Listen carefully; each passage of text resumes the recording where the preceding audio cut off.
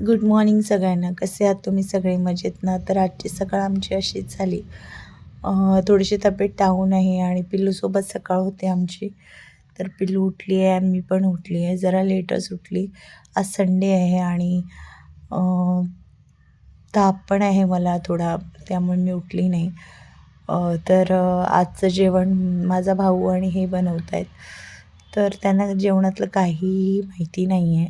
माझ्या भावाला थोडंफार येतं. त्यांनी दोघांनी मिळून म्युच्युअल अंडरस्टँडिंगने ठरवलं आहे की आपण दोघं बनवूया. तिला थोडा आराम करू दे. मला थोडी खुर्ची वगैरे आणून दिलेली, इथे बस, फक्त मसाला वगैरे कुठे आहे आम्हाला सांग. म्हणून मी बसली होती तिथे आणि पिल्लू बघत होती त्यांना. पिल्लूला काही समजत नव्हतं. पप्पा कधी किचनमध्ये दिसत नाही. आज चक्क किचनमध्ये दिसतोय. तर ती पण थोडी आश्चर्यचकित होऊन बघत होती. त्यांना म्हटलं की तुम्हाला हाताने कांदा चिरायचा नसेल तर ते चॉपर आहे, तर चॉपरमध्ये चिरा. तर त्यांनी चॉपरमध्ये त्याला कांदा टोमॅटो चिरून दिला आहे. आणि ही बोलली मला खोबरं पण किसता येतं. माझ्या प्रेग्नन्सीमध्ये मला खोबरं किसून हेच द्यायचे, कारण मला वेळीवर बसता यायचं नाही. खूप प्रयत्नांनी आणि खूप पसारा इग्नोर करा. त्यांनी पसारा घातला आहे, कारण जे जेंट्स जेवण बनवतात त्यांच्याकडनं होतो पसारा. त्यामुळे एवढं काही लक्ष देत नाही मी. हे मी सगळं आवरणार होती आणि ते ते बोलले की तू आवरू नकोस, आम्हीच आवरतो. तर थोड्या वेळाने म्हटलं की तुम्हाला जमतं तोपर्यंत करा, नंतर मी करते. सगळी तयारी करून ह्यांनी दिली त्याला. यांना जेवणातलं काहीच जमत नाही, त्यामुळे ह्यांनी फक्त चिरायचं वगैरे करून दिलं. आणि नंतर भावाने मटण करून घेतलं, कारण यांना दोघांना मटण खायचं होतं. मटण मॅरिनेट करून घेतलं आहे. मटणमध्ये त्याने कॉर्नफ्लॉवर, थोडंसं आलं लसूण पेस्ट आणि मसाले घातले आहेत, हळद घातली आहे.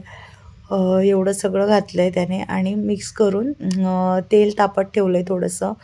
डीप फ्राय करणार नाही आहे, शॅलो फ्रायच करून घेणार आहे.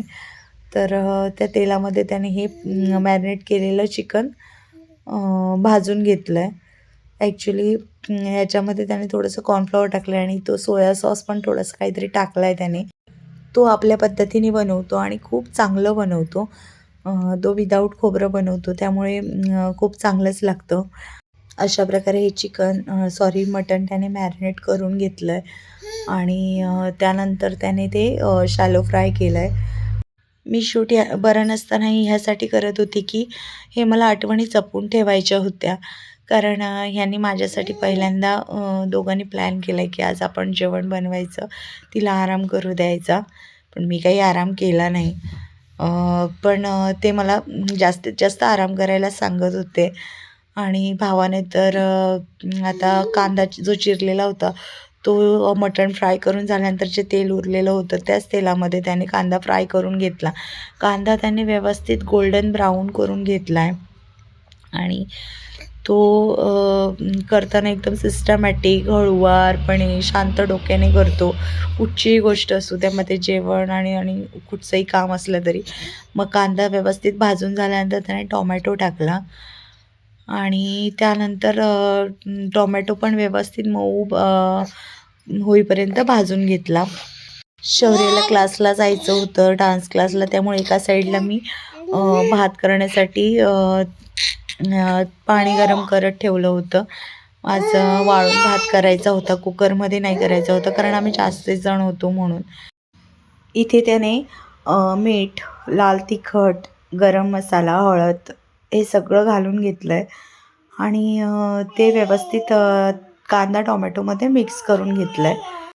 आणि मसाले मिक्स करून झाल्यानंतर त्याने जे फ्राय केलेलं मटण होतं ते त्यात घालून घेतलं आणि त्यावरती झाकण ठेवून 1 ग्लास पाणी झाकणावर ओतून घेतलं आणि 1 तास मटण शिजवून घेतलं आणि ते झाकणावरचं पाणी आतमध्ये ओतलं. तोपर्यंत मी ह्यांना बघून बाहेरून येते, तोपर्यंत त्याचं मटण तयार होतं.